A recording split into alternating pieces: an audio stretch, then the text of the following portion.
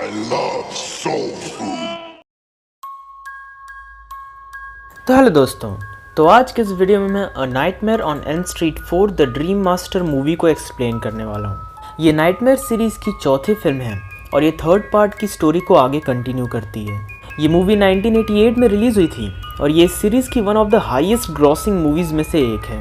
Movie की story एक साल बाद के टाइम पे बेस्ड है और इसके अंदर हम पिछली मूवी के कैरेक्टर्स को वापस से देखने वाले हैं। वीडियो को आगे कंटिन्यू करने से पहले मैं आपसे रिक्वेस्ट करूंगा कि मैंने इस सीरीज़ के फर्स्ट 3 पार्ट्स को भी एक्सप्लेन किया है और आप पहले उनका एक्सप्लेनेशन देख लें ताकि आपको ये वीडियो आसानी से समझ में आए। तो चलिए अब ज़्यादा वक्त ना गवाते हुए इस वीडियो को स्टार्ट करते हैं। तो मूवी की शुरुआत में हम क्रिस्टन को देखते हैं जो कि फ्रेडी के उसी पुराने घर के सामने खड़ी होती है। वहाँ पे उसे कुछ बच्चे दिखते हैं जो कि जंप रोप के साथ खेल रहे होते हैं। क्रिस्टन उस घर के अंदर जाती है लेकिन वो वहाँ से बाहर नहीं निकल पा रही होती है। वो खुद को शांत करती है और फ्रेडी के उसी बॉयलर रूम में पहुँचती है। वो काफ़ी डर चुकी होती है और इसलिए वो किंकेड को भी अपने ड्रीम में बुलाती है और साथ ही साथ वो जोई को भी बुलाती है। वो दोनों क्रिस्टीन को समझाते हैं कि बॉयलर रूम एकदम शांत हो चुका है और फ्रेडी मारा जा चुका है और इसीलिए उसे उन दोनों को बार बार अपने सपने में नहीं बुलाना चाहिए। क्रिस्टीन ने गलती से किंकेड के डॉग को भी इस ड्रीम में बुला लिया होता है और वो उस पर हमला करता है। वो उसके हाथ पे काटता है लेकिन तभी उन सब का ड्रीम खुल जाता है। अगले दिन क्रिस्टीन अपनी दोस्त एलिस को पिकअप करने के लिए जाती है। एलिस का एक भाई भी होता है जिसका नाम रिक होता है और रिक क्रिस्टीन का बॉयफ्रेंड भी होता है। वो तीनों साथ में स्कूल जाते हैं और अपनी एक दूसरी दोस्त से मिलते हैं जिसका नाम डेबी होता है। एलिस काफ़ी इंट्रोवर्ट थी और वो किसी से भी बात करने से डरती थी। यहाँ पे हम क्रिस्टीन की एक और दोस्त से मिलते हैं जिसका नाम शीला होता है और उसे अस्थमा की प्रॉब्लम होती है। स्कूल में किंकेड और जोई भी क्रिस्टन से मिलने के लिए आते हैं और वो उससे कहते हैं कि अब उसे अपने ड्रीम पावर को यूज करने की जरूरत नहीं है क्योंकि फ्रेडी मारा जा चुका है और अगर वो अपने पावर को यूज करती रही तो हो सकता है कि फ्रेडी वापस से जिंदा हो जाए। रिक एक मार्शल आर्ट एंथुजियास्ट होता है और वो अक्सर कराटे की प्रैक्टिस करता था। यहाँ पे हमें ये भी पता चलता है कि रिक और एलिस के डैड काफ़ी रूड थे और वो कभी भी उन दोनों से सीधे मुंह बात नहीं करते थे। सीन चेंज होता है और हम किंकेड को देखते हैं जो कि अपने डॉग के साथ सोने जा रहा होता है। सपने में वो एक जंकयार्ड में उठता है और वो अपने डॉग को एक खड्डा खोदते हुए देखता है। तभी वहाँ पे आग लग जाती है और हम फ्रेडी का स्केलेटन देखते हैं। फ्रेडी के सारे ऑर्गन्स आपस में जुड़ने लगते हैं और वो वापस से जिंदा हो जाता है। वो किंकेड को एक कार मेज के अंदर ट्रैप कर देता है और बाद में वो अपने फिंगर नाइफ को उसके पेट में घुसा के उसे मार डालता है। हम देखते हैं कि रियल लाइफ में किंकेड की आंख खुलती है और वो वहीं पे मारा जाता है।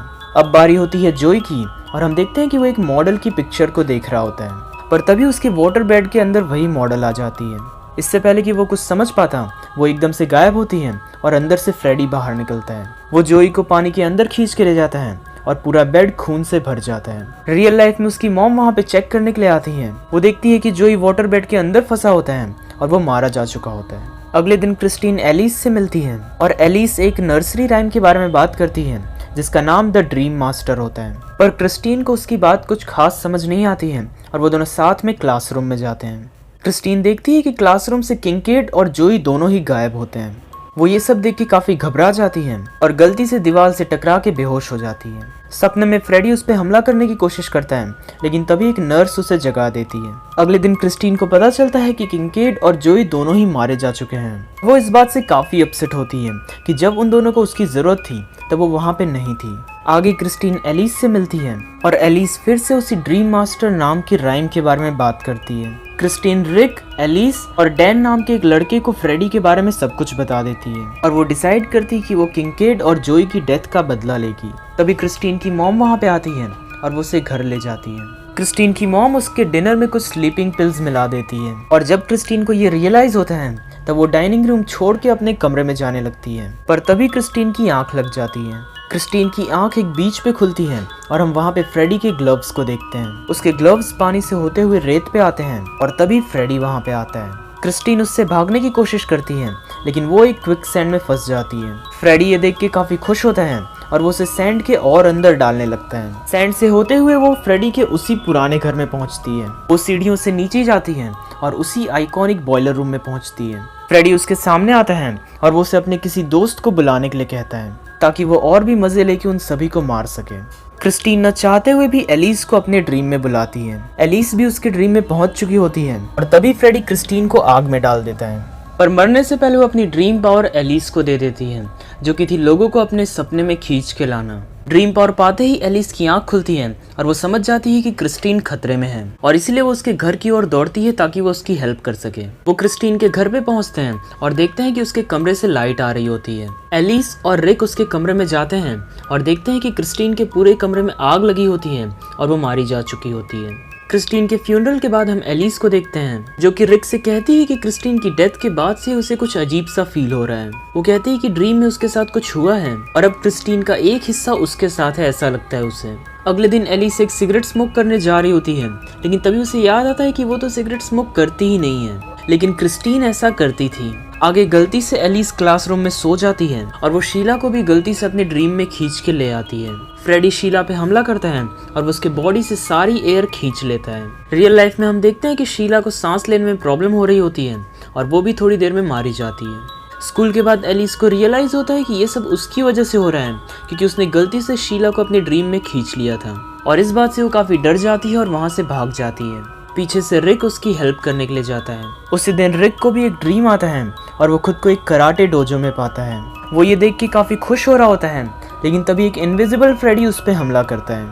रिक उससे फाइट करने की कोशिश करता है, लेकिन फ्रेडी अपने फिंगर नाइफ्स की मदद से उसे स्टैब कर देता है और यहाँ पे रिक भी मारा जाता है। अगले दिन रिक के फ्यूनरल पे एलिस डैन और डेबी से मिलती है और अब यही 3 बस बचे होते हैं। वो तीनों डिसाइड करते हैं कि वो मिल के फ्रेडी को खत्म करेंगे। आगे हम देखते हैं कि एलिस अब थोड़ी कॉन्फिडेंट हो चुकी होती है और साथ ही साथ उसे रिक की तरह मार्शल आर्ट भी आने लगा होता है। ये सब उसकी स्ट्रेंज पावर की वजह से हो रहा होता है, जो कि होती है कि जब भी उसका कोई दोस्त मरेगा तो फिर उसका एक हिस्सा या फिर आप कह सकते हैं कि उसकी थोड़ी सी पावर एलिस में आ जाएगी। एलिस इसके बाद डैन से मिलने के लिए जाती है, लेकिन डैन उसे नहीं मिलता है और इसलिए वो एक मूवी देखने के लिए चली जाती है। मूवी एकदम से काफी डरावनी हो जाती है और वो एलिस को अंदर खींच लेती है। मूवी के बाद वो फ्रेडी से मिलती है, जो कि उसे अलग अलग तरीके से डराने की कोशिश करता है। सच कहो तो कई जगहों पे मेरे को खुद नहीं समझ आया कि आखिर यहाँ पे चल क्या रहा है, लेकिन ये काफी सिंपल सी बात है कि ये इसका ड्रीम है और ड्रीम में तो कुछ भी हो सकता है। फ्रेडी एलिस से कहता है कि वो और भी लोगों को यहाँ पे बुलाए ताकि वो उनका शिकार कर सके और गलती से एलिस डेबी को अपने ड्रीम में बुला लेती है। हम देखते हैं कि डेबी एक्सरसाइज कर रही होती है और उसे रियलाइज ही नहीं होता है कि वो किसी और के ड्रीम में है। एलिस तुरंत डैन के पास जाती है और वो दोनों साथ में मिलकर डेबी के घर के लिए निकल जाते हैं। दूसरी तरफ हम देखते हैं कि डेबी नोटिस ही नहीं करती है कि फ्रेडी उसके पास खड़ा होता है। फ्रेडी डेबी के हाथ को तोड़ देता है और उसके अंदर से हम कुछ अजीब से कीड़े को बाहर निकलते हुए देखते हैं। उसके हाथ टूट के नीचे गिर जाते हैं और उनकी जगह कॉकरोच के पैर बाहर आ जाते हैं। वो डर के वहां से भागने लगती है। आगे डेबी पूरी तरह एक कॉकरोच में बदल जाती है और फ्रेडी उसे क्रश करके मार डालता है। एलिस और डैन डेबी की हेल्प करने के लिए कार ड्राइव करके जा रहे होते हैं और तभी उन्हें रास्ते में फ्रेडी दिखता है। वो फ्रेडी को कार से ठोक देते हैं, लेकिन हम रियल लाइफ में देखते हैं कि उन्होंने कार को एक पेड़ पे ठोक दिया होता है। इस एक्सीडेंट की वजह से डैन काफी बुरी हालत में होता है और इसीलिए एलिस उसे तुरंत हॉस्पिटल ले जाती है। एलिस समझ चुकी थी कि डैन बेहोश हो चुका है और उसके ऊपर फ्रेडी का खतरा है और इसीलिए वो खुद को जल्दी से प्रिपेयर करती है ताकि वो डैन की ड्रीम में हेल्प कर सके। वो ढेर सारी स्लीपिंग पिल्स खा लेती है और अपने मरे हुए दोस्तों की तरह ड्रेस करके फ्रेडी से फाइट करने के लिए रेडी हो जाती है। दूसरी तरफ हम डैन को ड्रीम में जागते हुए देखते हैं, जिसपे फ्रेडी हमला करता है, पर तभी एलिस ड्रीम में पहुंचती है और वो डैन की हेल्प करती है। वो दोनों साथ में एक अजीब सी पाइप के अंदर से दौड़ते हैं और पीछे से फ्रेडी आता है। फ्रेडी पाइप को रोटेट करने लगता है और वो दोनों ग्लास तोड़ते हुए एक चर्च में पहुंचते हैं। इन सब के बीच डैन के चेस्ट पे एक चोट लगी होती है और हम देखते हैं कि वो घाव रियल लाइफ में भी होता है। सभी डॉक्टर्स उसे दवा देके जगाते हैं और हम देखते हैं कि वो ड्रीम वर्ल्ड से रियल वर्ल्ड में पहुंच चुका होता है। अब एलिस और फ्रेडी दोनों अकेले बचे होते हैं और वो दोनों फाइट करते हैं। एलिस फ्रेडी को कई बार मारती है, लेकिन उस पर कोई असर नहीं होता है। एलिस आखिर में हार मान के नीचे गिर जाती है, पर तभी एलिस को जंप रोप से खेलने वाले बच्चे दिखते हैं और उन्हें देख के एलिस को उस नर्सरी राइम की याद आती है जिसका नाम था द ड्रीम मास्टर। उस नर्सरी राइम की आखिरी लाइन ये थी कि जब बुराई खुद को देखेगी तभी वो खत्म होगी, और इसीलिए वो एक मिरर उठाती है और उसे फ्रेडी के सामने रख देती है। हम देखते हैं कि खुद की रिफ्लेक्शन देखने के बाद फ्रेडी पे कुछ असर होता है। उसके अंदर कैद सभी आत्माएं बाहर आने की कोशिश करने लगती हैं, जिसकी वजह से फ्रेडी की बॉडी में से ढेर सारे हाथ बाहर आते हैं। आखिर में फ्रेडी की सिर्फ बॉडी बची होती है और उसके अंदर से सारी आत्माएं आज़ाद हो चुकी होती हैं। वो सारी सोल विंडो से बाहर चली जाती हैं और फ्रेडी मारा जाता है और आखिर में एलिस भी वहाँ से चली जाती है। मूवी के एंडिंग सीन में हम एलिस और डैन को साथ में देखते हैं। वो दोनों एक फाउंटेन के पास से गुजरते हैं और डैन उसके अंदर एक कॉइन डालता है और तभी एलिस को फ्रेडी की रिफ्लेक्शन दिखती है, लेकिन वो उसे इग्नोर करती है। डैन उससे पूछता है कि उसने क्या विश मांगी, लेकिन एलिस अपनी विश नहीं बताती है और मूवी यहीं पे ख़त्म हो जाती है। तो ये था आज का एक्सप्लेनेशन। उम्मीद करता हूँ कि आपको ये वीडियो पसंद आया होगा। अगर आप इसके बाकी पार्ट्स के एक्सप्लेनेशन देखना चाहते हैं तो चैनल को सब्सक्राइब करें और इस वीडियो को लाइक करें। तो चलिए मैं आपसे मिलूँगा अगले वीडियो में, तब तक के लिए गुड बाय।